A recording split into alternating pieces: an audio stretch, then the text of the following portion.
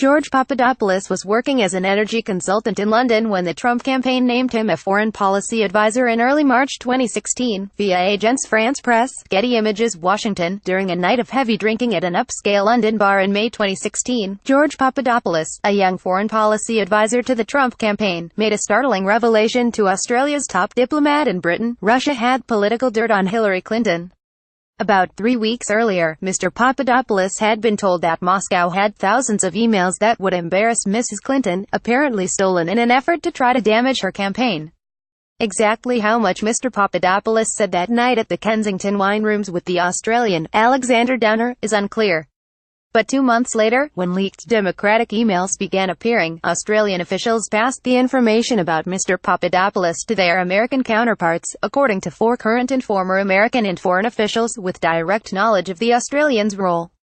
And the revelation that a member of the Trump campaign may have had inside information about it were driving factors that led the FBI to open an investigation in July 2016 into Russia's attempts to disrupt the election and whether any of President Trump's associates conspired. If Mr. Papadopoulos, who pleaded guilty to lying to the FBI and is now a cooperating witness, was the improbable match that set off a blaze that has consumed the first year of the Trump administration, his saga is also a tale of the Trump campaign in miniature. He was brash, boastful and underqualified, yet he exceeded expectations. And, like the campaign itself, he proved to be a tantalizing target for a Russian influence operation. While some of Mr. Trump's advisors have derided him as an insignificant campaign volunteer or a coffee boy, interviews and new documents show that he stayed influential throughout the campaign. 2 months before the election, for instance, he helped arrange a New York meeting between Mr. Trump and President Abdel Fattah el-Sisi of Egypt. The information that Mr. Papadopoulos gave to the Australians answers one of the lingering mysteries of the past year: what so alarmed American officials to provoke the FBI to open a counterintelligence investigation into the Trump campaign months before the presidential election. It was not, as Mr. Trump and other politicians have alleged, a dossier compiled by a former British spy hired by a rival campaign. Instead, it was first-hand information from one of America's closest intelligence allies. Interviews and previously undisclosed documents show that Mr. Papadopoulos played a critical role in this drama and reveal a Russian operation that was more aggressive and widespread than previously known. They add to an emerging portrait, gradually filled in over the past year in revelations by federal investigators, journalists and lawmakers, of Russians with government contacts trying to establish secret channels at various levels of the Trump campaign. The FBI investigation, which was taken over 7 months ago by the special counsel, Robert S. Mueller III, has cast a shadow over Mr. Trump's first year in office, even as he and his aides repeatedly played down the Russian efforts and falsely denied campaign contacts with Russians. They have also insisted that Mr. Papadopoulos was a low-level figure. But spies frequently target peripheral players as a way to gain insight and leverage. FBI officials disagreed in 2016 about how aggressively and publicly to pursue the Russia inquiry before the election. But there was little debate about what seemed to be afoot.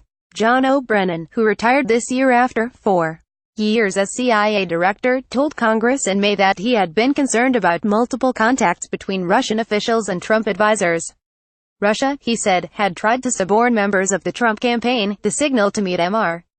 Papadopoulos, then an ambitious 28-year-old from Chicago, was working as an energy consultant in London when the Trump campaign, desperate to create a foreign policy team, named him as an advisor in early March 2016.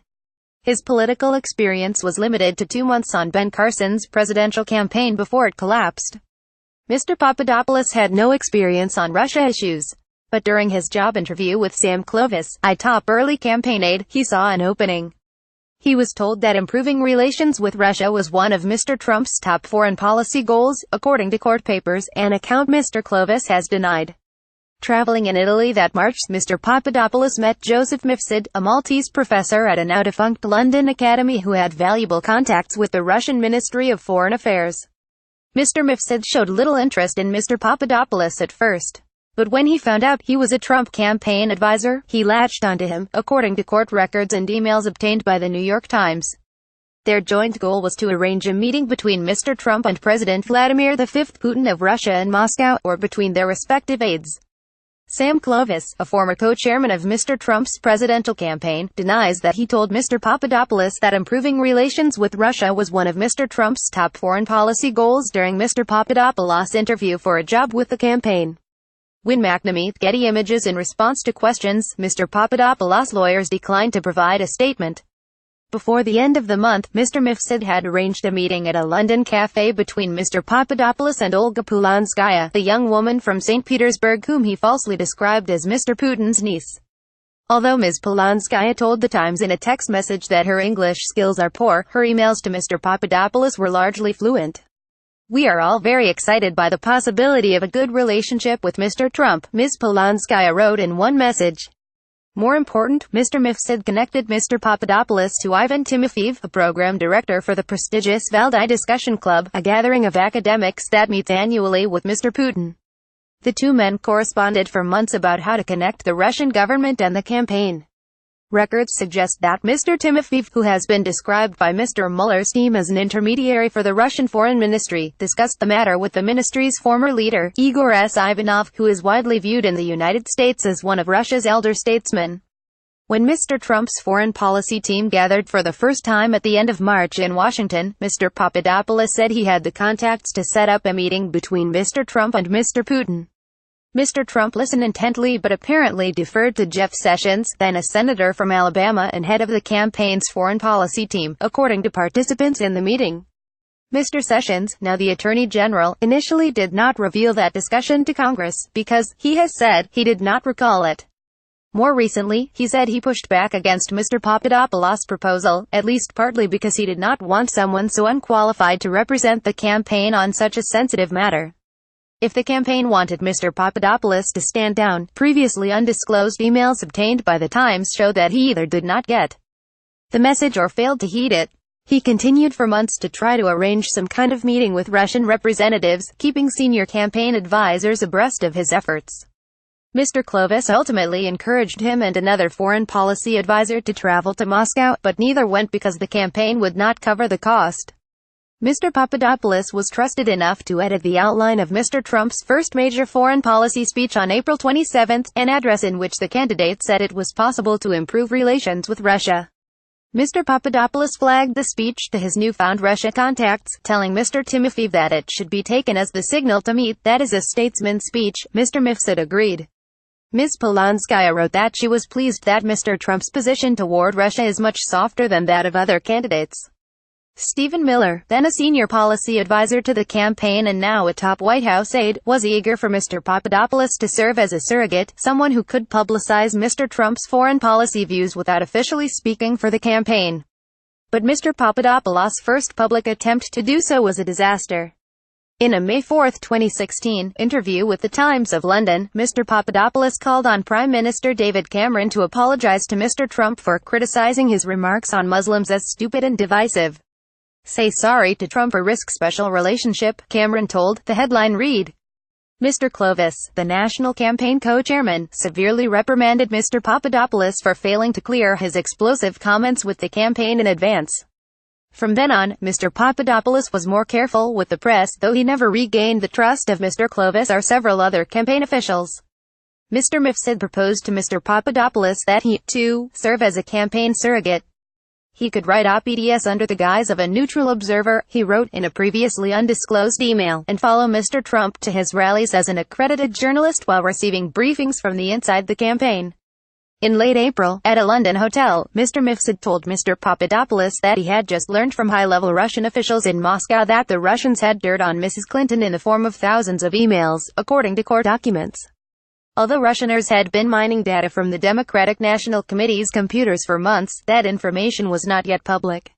Even the committee itself did not know. Whether Mr. Papadopoulos shared that information with anyone else in the campaign is one of many unanswered questions. He was mostly in contact with the campaign over emails. The day after Mr. Mifsud's revelation about the Aide emails, he told Mr. Miller in an email only that he had interesting messages coming in from Moscow about a possible trip. The emails obtained by The Times show no evidence that Mr. Papadopoulos discussed the stolen messages with the campaign. Not long after, however, he opened up to Mr. Downer, the Australian diplomat, about his contacts with the Russians. It is unclear whether Mr. Downer was fishing for that information that night in May 2016. The meeting at the bar came about because of a series of connections, beginning with an Israeli embassy official who introduced Mr. Papadopoulos to another Australian diplomat in London. It is also not clear why, after getting the information in May, the Australian government waited 2 months to pass it to the FBI. In a statement, the Australian embassy in Washington declined to provide details about the meeting or confirm that it occurred. As a matter of principle and practice, the Australian government does not comment on matters relevant to active investigations, the statement said. The FBI declined to comment. A House Judiciary Committee session last month at which Attorney General Jeff Sessions testified. Mr. Sessions was head of the Trump campaign's foreign policy team. Al Drago for the New York Times. A secretive investigation. Once the information Mr. Papadopoulos had disclosed to the Australian diplomat reached the FBI, the Bureau opened an investigation that became one of its most closely guarded secrets. Senior agents did not discuss it at the Daily Morning Briefing, a classified setting where officials normally speak freely about highly sensitive operations. Besides the information from the Australians, the investigation was also propelled by intelligence from other friendly governments, including the British and Dutch. A trip to Moscow by another advisor, Carter Page, also raised concerns at the FBI with so many strands coming in about Mr. Papadopoulos, Mr. Page, Deers and more. FBI agents debated how aggressively to investigate the campaign's Russia ties, according to current and former officials familiar with the debate.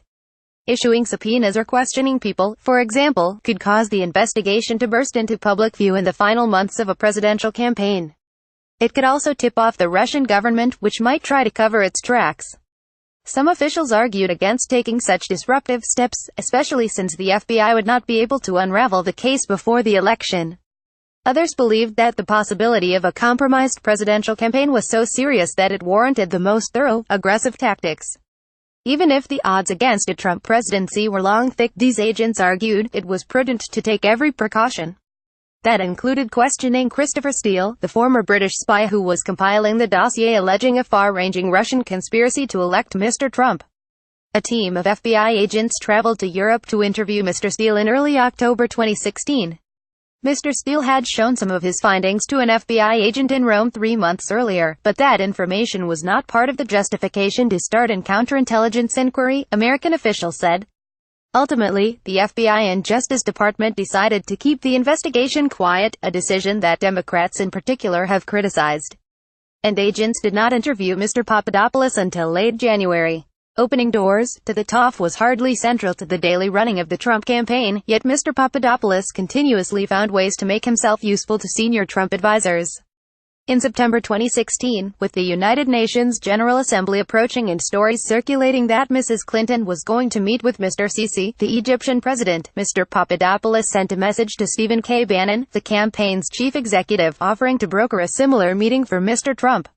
After days of scheduling discussions, the meeting was set and Mr. Papadopoulos sent a list of talking points to Mr. Bannon, according to people familiar with those interactions. Asked about his contacts with Mr. Papadopoulos, Mr. Bannon declined to comment.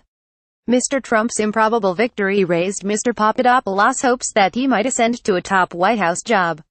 The election win also prompted a business proposal from Sergei Milyan, a naturalized American citizen born in Belarus. After he had contacted Mr. Papadopoulos out of the blue over LinkedIn during the summer of 2016, the two met repeatedly in Manhattan. Mr. Milyan has bragged of his ties to Mr. Trump, boasts that the president's advisors have said are overstated. He headed an obscure organization called the Russian-American Chamber of Commerce, some of whose board members and clients are difficult to confirm. Congress is investigating where he fits into the swirl of contacts with the Trump campaign, although he has said he is unfairly being scrutinized only because of his support for Mr. Trump. Mr. Milyan proposed that he and Mr. Papadopoulos form an energy-related business that would be financed by Russian billionaires who are not under sanctions, and would open all doors for us at any level all the way to the top. One billionaire, he said, wanted to explore the idea of opening a Trump-branded hotel in Moscow. I know the president will distance himself from business, but his children might be interested, he wrote. Nothing came of his proposals, partly because Mr. Papadopoulos was hoping that Michael T. Flynn, then Mr. Trump's pick to be National Security Advisor, might give him the energy portfolio at the National Security Council. The pair exchanged New Year's greetings in the final hours of 2016.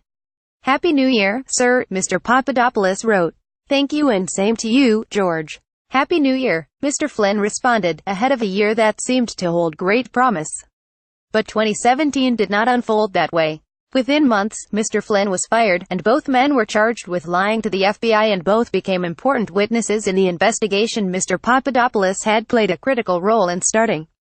Adam Goldman, Eileen Sullivan and Matthew Rosenberg contributed reporting. A version of this article appears in print on December 31, 2017, on page A1 of the New York edition with the headline, "Unlikely Source Propelled Russian Meddling Inquiry."